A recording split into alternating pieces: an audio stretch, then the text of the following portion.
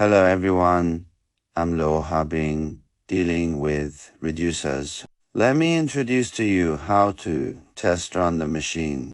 Many netizens have asked how we test run our reducers and what the key points are. Today, I'd like to introduce it to you. I'm very grateful to a big brother who placed an order for dozens of K57 reducers paired with one 5 kilowatt servo motors for us. Now, I'll introduce it to you. We have chosen the motors from Hooling Electric Machinery. Let's first listen to the sound of the motor. Alright, I'm going to start the test run now.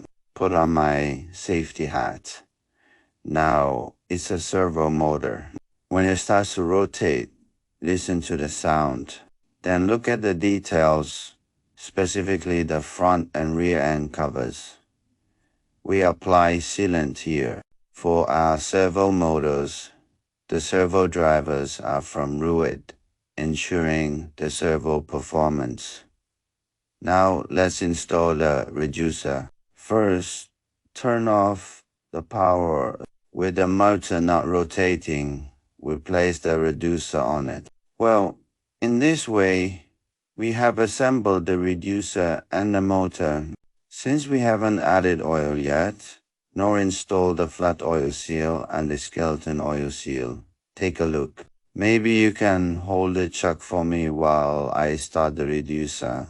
Then, when it's running, there's no abnormal vibration. And when we touch it by hand, the sound is also relatively normal.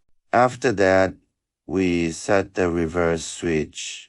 Ensure that the sound is the same in both forward and reverse directions. And of course, when there's a load, it will definitely be a bit different from when it's running without a load.